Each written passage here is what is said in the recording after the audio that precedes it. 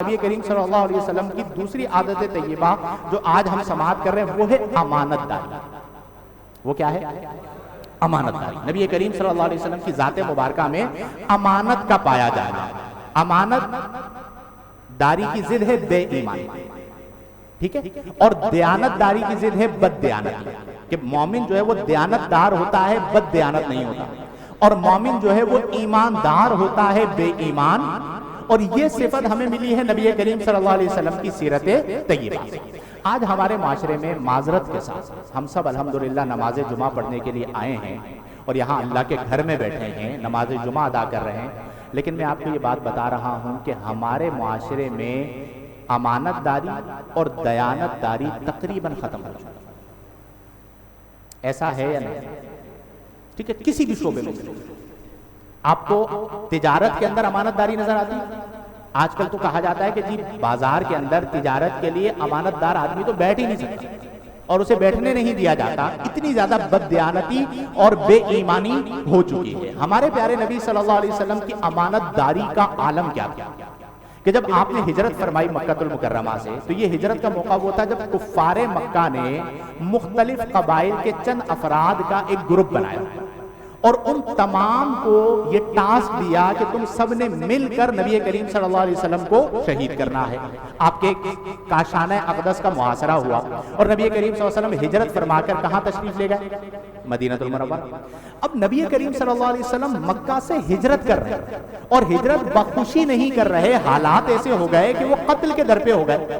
اب نبی کریم ہجرت فرما رہے ہیں، اس وقت بھی نبی کریم صلی اللہ علیہ وسلم نے اپنے بستر پر آرام فرمانے کے لیے جن کو منتخب کیا وہ کون تھے؟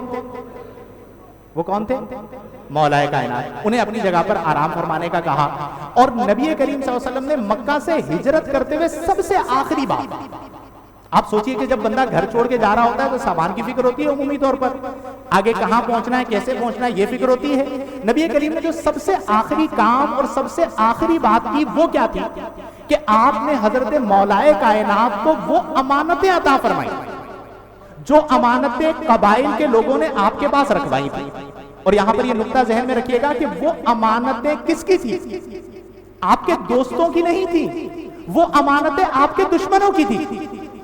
وہ عرب لوگ جو آپ کے قتل کے در پہ ہو گئے اور پہلے آپ کے پاس امانتیں رکھوائی ہوئی تھی، دشمنوں کی امانتیں تھی، لیکن نبی کریم صلی اللہ علیہ وسلم نے ایک مثال قائم فرمانی تھی، تو آپ ہجرت فرماتے ہوئے بھی امانتوں کی فکر کر رہے ہیں کہ اے علی یہ فلاں فلاں فلاں کی یہ امانتیں ہیں، میں جا رہا ہوں، اب یہ تمہاری ذمہ داری ہے کہ میرے بعد، یہ میرے جانے کے بعد یہ امانتیں ان لوگوں تک پہنچا کر پھر تم نے ہمارے پاس آنا۔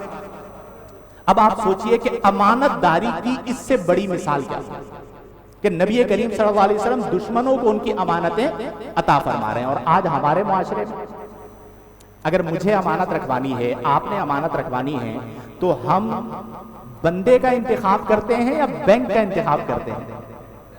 پیسے رکھوانے ہیں تو میں کیا کہوں گا کہ یار یہ میرے پیسے ہیں، یہ زاہد ناصر کے پاس جو ہے وہ میں رکھوا دیتا ہوں فور ایگزامپل، تو میں زیادہ اعتماد اس بندے پر کروں گا یا بینک پر کروں گا؟ کیوں؟ وجہ یہ ہے کہ مجھے پتا ہے اپنے معاشرے کا، میں افراد کو جانتا ہوں، لوگوں کو جانتا ہوں، تو مجھے پتا ہے کہ اس کے پاس رکھواؤں گا تو یہ کھا جائے گا، ٹھیک ہے، بہت ساری ہیلے بہانے کرے گا، اور ایسے بہت سارے واقعات ہماری زندگی میں، ہمارے معاشرے میں موجود ہیں۔ تو ہم نے اپنے آپ کو اتنا اپنے کردار کو گھرا دیا ہے کہ آج کوئی مسلمان دوسرے مسلمان پر اعتماد کرنے کو تیار نہیں۔ نبی کریم صلی اللہ علیہ وسلم نے جب خیبر کا محاصرہ فرمایا، غزوہ خیبر کے موقع پر، تو نبی کریم صلی اللہ علیہ وسلم کی عادت کریمہ تھی کہ جہاں پر لشکر نے پڑاؤ ڈالنا ہوتا تھا یا جس علاقے کو فتح کرنا ہوتا تھا اس کا لوگوں کو نہیں بتاتے تھے۔ تو جب آپ خیبر کے قریب پہنچے تو وہاں پر کھیتی باڑی کر رہے تھے لوگ، تو انہوں نے دیکھا کہ نبی کریم صلی اللہ علیہ وسلم کا لشکر آ گیا ہے اور خیبر کا محاصرہ کر لیا۔ وہاں پر ایک صحابی تھے حضرت اسود راعی، یہ چرواہے تھے۔ کون تھے؟ اب امانت داری کو آپ دیکھیں، جنگ کا موقع ہے، عام حالات نہیں، جنگ کا موقع ہے، اور حضرت اسود راعی نے اسلام قبول نہیں کیا، اب بکریاں چرا رہے ہیں۔ انہوں نے دیکھا کہ نبی کریم صلی اللہ علیہ وسلم نے محاصرہ کر لیا ہے، تو وہ نبی کریم صلی اللہ علیہ وسلم کے پاس آئے اور عرض کی کہ اگر میں اسلام قبول کر لوں نبی کریم صلی اللہ علیہ وسلم سے عرض کی کہ یا رسول اللہ صلی اللہ علیہ وسلم اگر میں اسلام قبول کر لوں تو مجھے کیا ملے گا؟ نبی کریم صلی اللہ علیہ وسلم مسکرائے اور مسکرا کر فرمایا کہ اللہ تعالیٰ تمہیں جنت عطا فرمائے گا۔ تو اسود کہا جاتا ہے سیاہ رنگت والے کو، تو انہیں ان کی رنگت سیاہ تھی تو وہ اسود کہلاتے تھے، اور راعی کہا جاتا ہے چرانے والے کو، چرواہے کو، تو وہ چونکہ بکریاں چرایا کرتے تھے تو راعی جو ہے وہ بکریاں چرانے والے کو کہا جاتا ہے۔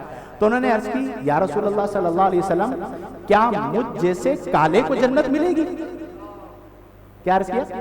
مجھ جیسے کالے کو جنت ملے گی؟ تو نبی کریم صلی اللہ علیہ وسلم نے فرمایا کہ ہاں اللہ تعالیٰ تمہیں جنت عطا فرمائے گا۔ تو وہ بہت خوش ہوئے اور انہوں نے اسلام قبول کر لیا۔ اب جب انہوں نے اسلام قبول کر لیا تو عرض کی کہ یا رسول اللہ صلی اللہ علیہ وسلم میں اب سے میں آپ کا خادم ہوں۔ اسلام قبول کر لیا اور عرض کی کہ اب سے میں آپ کا خادم۔ اب نبی کریم صلی اللہ علیہ وسلم کی امانت داری کہ انہوں نے عرض کیا یا رسول اللہ میں آپ کا خادم ہوں، یعنی آپ کے ساتھ رہوں گا۔ تو نبی کریم صلی اللہ علیہ وسلم نے انہیں فرمایا کہ پہلے یہ بتاؤ کہ یہ بکریاں کس کی؟ تو عرض کی یا رسول اللہ یہ مالک کی ہیں اور میں اس کا نوکر ہوں اور میرا کام ہے بکریوں کو چرانا۔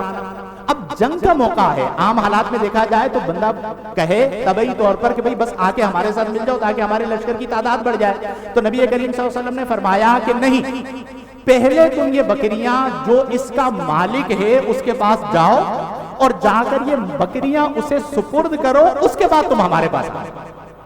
تو عرض کی یا رسول اللہ آپ نے محاصرہ فرما لیا ہے، اب اگر میں جاؤں گا تو واپس کیسے آؤں گا؟ تو نبی کریم صلی اللہ علیہ وسلم نے فرمایا پھر ایک کام کرو کہ گھر میں جاؤ اور ان بکریوں کو گھر میں داخل کر کے بند کر دو تاکہ بعد میں یہ امانت تم اس کے مالک کو دے سکو، اس کے بعد تم نے میرے پاس آنا ہے۔ اس طرح نبی کریم صلی اللہ علیہ وسلم نے امانت داری کی ایک اور مثال قائم فرمائی۔ اب آپ سوچئے کہ کیا بلند و بالا کردار ہے کہ جنگ کا موقع ہے، خیبر کے قلعے کا محاصرہ ہے، لیکن نبی کریم صلی اللہ علیہ وسلم کو اس بات کی فکر ہے کہ جس کی یہ بکریاں ہے لازم ہے کہ اگرچہ اس نے اسلام قبول کر لیا ہے لیکن یہ جائے اور اسے امانت لوٹا۔ تو میرے پیارے دوستو، ہم سب کو اپنے اندر اس کیفیت کو بھی پیدا کرنا ہے کہ اچھا صرف مال امانت نہیں ہوتا، بات بھی امانت ہوتا ہے۔ بعض اوقات دوستوں میں ایسا ہوتا ہے نا کہ آپ کسی کو راز کی بات بتا دیتے ہیں یا کوئی آپ کے راز پر مطلع ہو جاتا ہے تو وہ بھی آپ کے پاس امانت ہے۔ اور نبی کریم صلی اللہ علیہ وسلم نے فرمایا کہ آیت المنافق ثلاث، منافق کی 3 نشانیاں ہیں۔ اذا حدث کذب، جب بات کرے تو جھوٹ بولے، وَإِذَا وَعَدَ أَخْلَفَ، جب وعدہ کرے تو اس کی مخالفت کرے یعنی وعدے کو توڑ دے، وَإِذَا اؤْتُمِنَ خَانَ، اور جب اس کے پاس کوئی چیز بطور امانت رکھوائی جائے تو اس میں خیانت۔